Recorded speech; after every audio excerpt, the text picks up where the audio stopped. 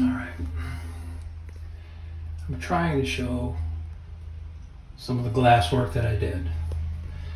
It's difficult to see because of the light, but I've got 3 layers of fiberglass tape with vinyl ester resin kind of laid in this section. You can see looks kind of green. That's because there's green tape on the outside. So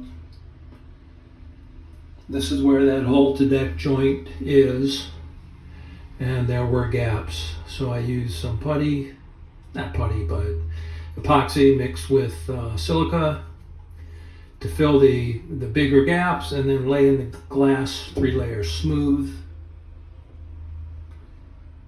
So this is complete on the inside. Now over here, really more difficult because there's just a hole to look through. I've got 2 layers of glass laid in there. And what I've done was I put the glass in dry this time. So the layers that are underneath, which you can't see, I wetted them out first in my shop. I kind of rolled them up in plastic, brought them in here through this little hole, and put them in place while they were wet. Now, that was a couple days ago or yesterday. Now I'm going to just do it with the dry cloth, and I'll come in with the resin and a brush and a little roller, wet this out, and then this side will then be done. So there's an awful lot of grinding that takes place, and I just wanted to show you guys some of the tools I have. This is a 4-inch grinder, and it's got a 40 grit flapper wheel. This thing will really remove material fast. It cuts through everything so quick. I've got this, just a little handheld belt sander, which is really good to get in certain places or for a little more detailed work. I've got this oscillating tool, and that has a diamond cutting blade on the end, and this really cuts really well for much more precise cutting. I use it to cut away some of the pieces. Over here,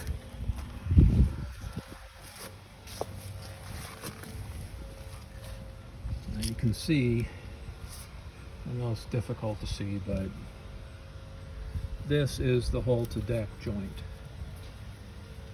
So there's a flange on this part, the top, what I'm calling the deck. There's a flange on the hole, and they come together and they're glued. So I cut back everything that was broken on that joint. So you can see it's pretty long. It's about 4 feet long. But I cut it all out using that oscillating tool. And I just put some plastic tape over the outside so my resin and my fiberglass would not leak through from the inside. So when the fiberglass work on the inside is done, which will be today, my next work on this hull, I'll unfold the boat, and so I'll be able to stand up and work on this outside. So there is some damage, like you can see.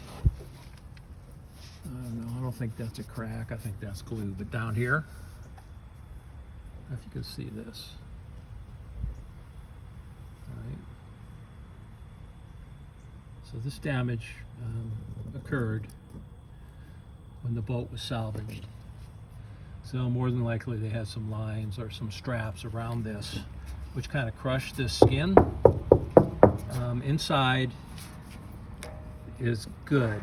There's a section that had a slight crack on the skin.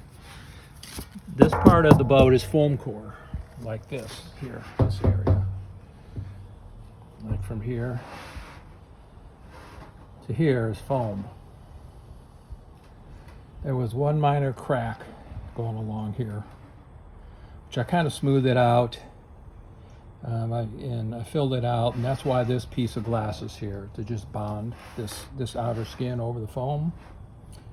This part of the joint is just laminate. There's no foam core on this round edge. All right, this is not foam core. This is just solid glass laminate, which is probably a little easier to work on and grind on. So that's my plan.